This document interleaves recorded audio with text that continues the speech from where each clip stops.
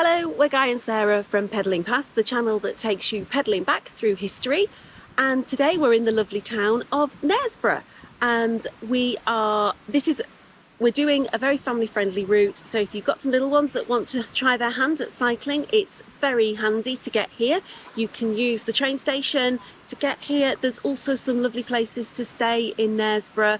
And there's lots to do once you get here. It's not too far to and get to there's loads of cafes and ice cream places on the route, and we finish at another cafe. It's kind of an out and back route, so you can go as far as you want and then just reverse if little legs get tired, or old legs. We know, whoever's coming with you. And there's even a McDonald's if that's what it takes to get them out. Yes. Also, if you're new to cycling, this one is a good route because, as I say, it's an out and back, so you can stop whenever you want to and just turn around and go back the way you've come.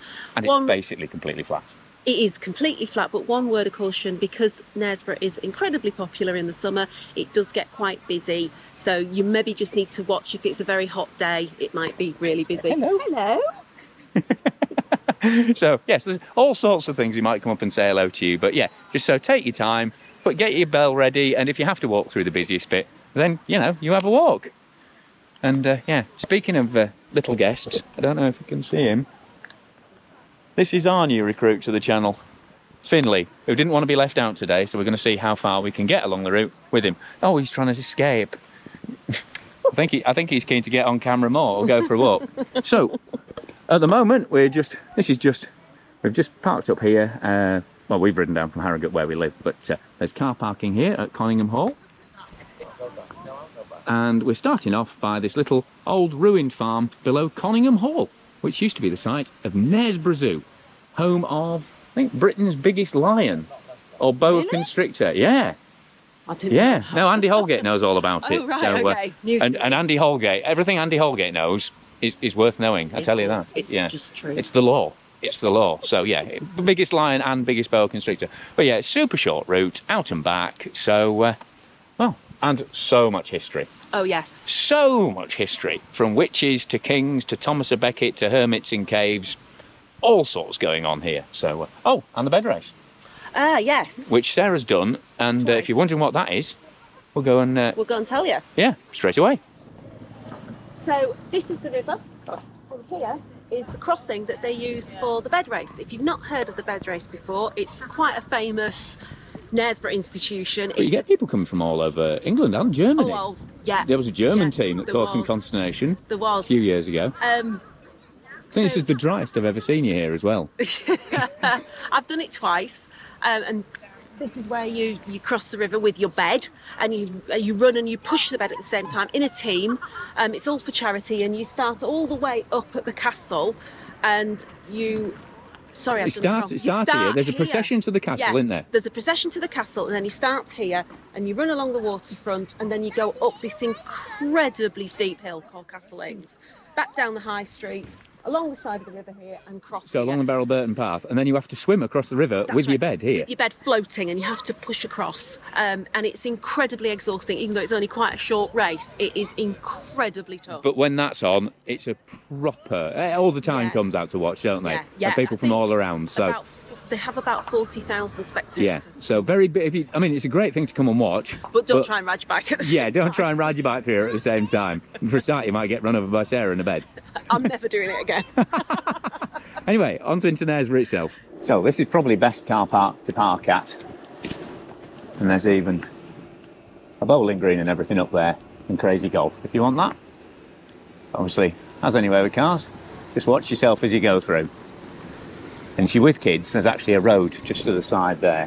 It's probably easier for them to pedal along, less traffic. And we've just popped over the river now to the Beryl Burton cycleway, which takes you all the way up into Harrogate or further out into Nidderdale along the Nidderdale Greenway. And Beryl Burton is arguably Britain's greatest ever athlete, let alone cyclist or female cyclist. She won over 90 national titles and 9 world championships as well, across track, across time trial and road racing. First woman to go over 25 miles an hour for the 25, the 50 and the 100 mile. She set the 12-hour record for the UK that stood for 50 years. And in the process of doing that, she overtook the bloke who was on his way to record the to record a new men's record, and legend has it she offered him some licorice all sorts as she went past because she thought he was looking a bit tired. Lovely bit of cycle route over the other side of the river. It's quite a steep hill if you do go to Harrogate. It's a lovely link into some other routes over to Ripley Castle and some other routes we might do later. But yes, the great Beryl Burton was very much celebrated in Harrogate, even though she came from Morley in Leeds over the hill, but she used to work in a nursery in Knaresboro. So yeah, that's why we commemorate her here. Very proud of this Yorkshire lass. And she also held the national 25-mile time trial record with her daughter on a tandem, which was 21 minutes, 20 seconds, which is, roughly what Sarah and I average, obviously. That's rapid. So now we're just by the lovely River Nid, with Knaresboro Bridge behind us, and you can see how beautiful the little town is on the riverside.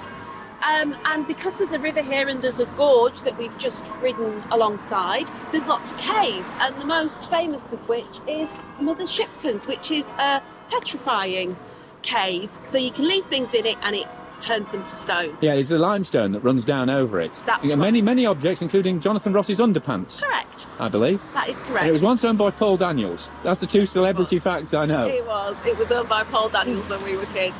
So Mother Shipton is very famous for having lots of prophecies, and there are loads of them, so you can go off and... Yeah, Great Fire of London was one. Yeah. Iron steamships. Yes. Dumb Fire of London. There's loads anyway, isn't there? Yeah, Spanish Armada. Spanish Armada was one, yeah. So, you're probably wondering, who is Mother Shipton? Her real name was Ursula, and she was born in the woods around the River Nid. Her mother was only 15 when she had her, and she was born during a thunderstorm, all of which created this backstory that she was a witch. She was the daughter of the devil. Yes, she was a witch, and from her being a really tiny baby, there was lots of stories about her exacting her revenge on people that she didn't like hanging people from rafters and dangling people by their toes. So when she got married and people were quite fearful of her, she was basically the town's justice. So people would say if you had something stolen, they'd send you to Mother Shipton, and people generally confess rather than going to Mother Shipton. Yes. She was people properly terrified of her. But also she knew all the herbs and everything from the forest and stuff like that. A lot, so she did know all the herbs and things, which again led to this backstory of her being a witch. Most famously, Cardinal Wolsey wanted to burn her alive, but she had a revenge first because he died at Leicester before he got here. Yeah, he was heading north to set fire to burn her, and mysteriously died. Yes. On the way. But apparently she looked like a witch as well. I mean, It's a bit Monty Python, isn't it? It is really. She is the caricature. Whether or not that's true, I don't know. But there is a moth that's named after her, and if you look at the moth, you can see the eyes. Yeah, it's got a hook nose and a pointy chin, and your classic witch profile. Classic, yes, it is. So yeah, Mother Shipton had her cave and her moth. Well worth a visit. Yeah, and the Knaresboro church bells. Which are lovely. Right, so crossing the road now. And rolling down into Knaresboro. And over on the right there is where you can hire your boats. You fancy rowing on the Nid. And you can see why it's so popular. Absolutely beautiful. Cobble climb up there to the station, past that thatched cottage. And there's the railway viaduct that leads over to Harrogate. And you can get to Knaresboro from Leeds or York at either end of that line. So now, underneath the viaduct, and up there, you can see Knaresboro Castle on top of that mound there. I mean, it's pretty much a perfect place for a castle on the bend in the River Nid, and I wouldn't be surprised if there's some much earlier defences up there. But the first record of it is from 1100s, when the Normans come here, set up a motte and bailey. Then it's heavily reinforced in the 1300s, because it's a really important royal seat. There's a lot of the Queen comes up here and stays quite a lot, and one notorious part in its history is the knights who killed Thomas a Becket actually escaped and hid up here for a while until they were brought to justice after the whole "will no one rid me of this troublesome priest" episode. And then it was pulled apart by it was besieged by Cromwell's troops in 1644 and then pulled apart shortly afterwards. It didn't actually get too damaged in the siege, but Cromwellians obviously didn't want a royalist castle stronghold still surviving, because royalist feeling was still quite strong up here. And yeah, all these good citizens of Knaresboro were very happy to pull it apart and use it for their own buildings as well. But if you look upriver, a few miles, there's actually an Iron Age hill fort up there, and that was used in the Civil War as actually a gun battery. So they were ironically firing up from the Iron Age fort up the river to the new castle down here. Yeah, and here's some more cafes under the castle. The famous Marigold Cafe. Like you say, just have your bell ready and take it steady.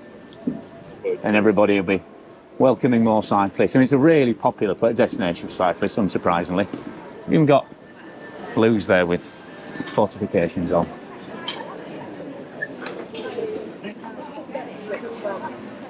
Bike on your right hand side, please. Thanks very much. No trouble at all.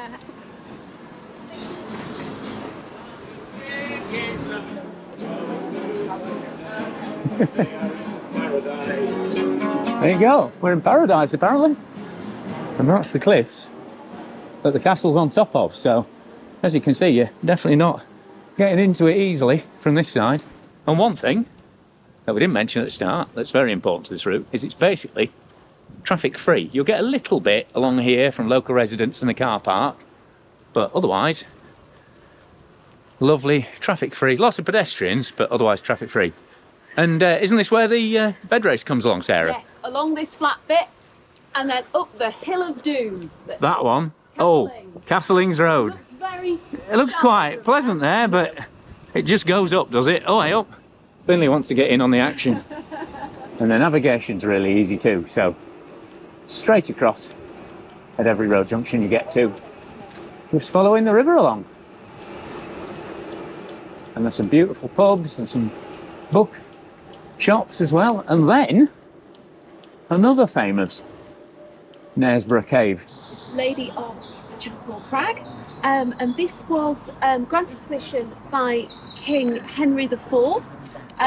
It was built by a chap called John the Mason, who was working here, and there was a rockfall, and he prayed to Mary, and his son was saved from the rockfall. So inside there's a tiny little chapel with a statue of the Madonna and Child, and this was on a pilgrim's way, and it was a regular stopping point for pilgrims that were coming to Knaresboro Priory, but the Priory no longer exists. But we can see some of it from the roadside. There's bits of it built into the wall. So we're heading there next, down some more beautiful quiet lanes. And this is just such a beautiful little way to cycle along. Like I say, barely any cars, nice smooth road surface, totally flat, pretty cottages on your left, and then the river on your right. Thank you. Hey Finn, you enjoying it? Oh, is it cool? We're doing this flat. No, we're not going fast. There's the Abbey. Oh, yeah, there's the Abbey. We've got it.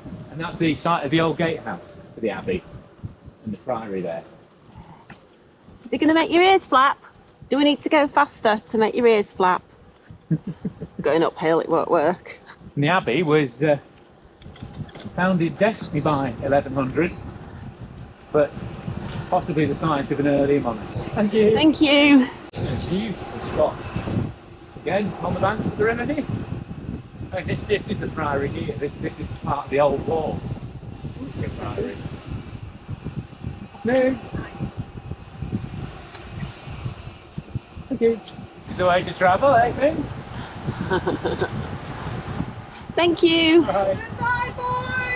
So, as you're coming along the road, make sure that you don't miss St Robert's Cave. And just park your bike up here. We've just locked it up for a minute. And just head down this path to the river. And there's St Robert there, or at least a wooden sculpture of him. Anyway, and he was well, he started life as a monk at the local abbey, and the local priory, should I say. And he was actually the brother of the Mayor of York. But after a while at the priory, he decided he'd go it alone. And he came down to this little chapel here, by the banks of the River Nid. where he lived for the rest of his life and became something of a local celebrity. King actually came and visited him here and granted him 40 acres of land. And his body was initially buried in this cave, and he was made a saint shortly afterwards. But also, as Sarah is going to tell us, it was the site of another murder mystery, wasn't it? A surprisingly famous murder mystery, as it turns out. We knew nothing about this. No, so it's quite complicated. So you've got a chap called Eugene Aram. Yeah. And he was quite a thinker, bit of a writer, but he was working as a school teacher here. Smart ass. He was a bit of a to be git, honest. to be honest. He seems quite clean on how clever he was. But anyway. Anyway, so he had a friend called Daniel Clark who was a shoemaker in Knaresboro. And Daniel Clark's wife died and he inherited some money. But Eugene encouraged him to spend more and get credit for more than he'd inherited. Then Daniel seems to have mysteriously disappeared, and Eugene went round telling everybody that he'd relocated to London and different things. But one of their mates had been involved as well. Yes, there was a chap called Houseman that had That was been... it. But he stayed here. Yes. Houseman and Aram's wife stayed here. Yeah, Eugene Aram left his wife and relocated down to King's Lynn. Yes. And a site of another peddling past route, folks. Exactly. This is how it all weaves It all ties together, this It does, history, like. It does. We're very clever. So they were doing some, trying to find some stone, actually, for building works up on Thistle Hill when they came across a body. And immediately suspicions were raised that it was Daniel Clark's They'd had body. suspicions that Daniel Clark had because he'd never been disappeared heard in of mysterious again. circumstances anyway. Then they took Houseman in for questioning, who pretty quickly implicated Eugene in it. And his wife rolled on him as well, because I think he'd left her in quite a state. So they dug up his garden, didn't they? They dug up his garden and found Daniel Clark's belongings. Silver plate and stuff like that. That's right. Yeah, basically all the stuff the that good they'd stuff. encouraged Clark to buy. Yes. So they went down to King's Lynn and arrested him, and he was hung for the murder. But his legacy as... Yeah, but the thing is, Clark's body was actually here. The first body was misidentified. Oh, I didn't realise that. Yeah, and that. Clark's... Yes, and Houseman told them the remains were in this cave. Oh, I see. So, and Aram's defence was that... Well, you got the identity of the first body wrong, so why should we believe that you got the same? Again, like we say, he was a bit of a smart-ass, so his defence was all about circumstantial evidence and things like that, which was quite valid, and then his wife said, well, you did burn all that bloke's clothes in the garden just after he disappeared. Yeah. Which kind of did for him. Kind of undid it, but the kind of seeds of his defence then have fed through into quite a lot of the sort of P.G. Wodehouse and the George murder Orwell. mysteries. He's in all sorts of that kind of argument that he raised has perpetuated and has sort of influenced English literature. Yeah. To a surprising extent, because we'd never heard of him. So there you go. No. Eugene Aram buried a murdered body in here and became something of a literary trope. Amazing what you find when you start digging into local history. Literally. And also, it's just a very nice to come and pop down to, but just be careful coming down these stone steps. They are a little narrow and slippery. Now we're just rolling down to the river here. And there is a little road crossing, but also you can just pop onto the pavement here, because we're staying this side of the road anyway. So, you can either walk across or just pedal carefully across. And if your little ones do fancy a McDonald's, it's just up there on the left. But we've got a much nicer place to go, by our reckoning. Just on the other side of the river. Whoops, sorry. Right, bump up, Finn. Whee! Just watch, a couple of little speed bumps. And this is where we've ended up. The watermill. Just at the Knaresboro Lido. So, proper open water swimming place between two weirs. So very popular for people to have a paddle in summer. So again, great if you're coming with kids. And we're just across the way from St Robert's Cave there. And, most importantly, they do a cracking cream tea or sandwiches or chips or whatever you want. Perfect for refuelling your adventurers halfway around the ride. So now we're going to pop Finn in his bag and head back. Here we go. Back past the site of the Priory. And it even had its own maltings for brewing beer, which is something that monks were very fond of. Beautiful wooded pedalback. It's gorgeous, isn't it? Yeah.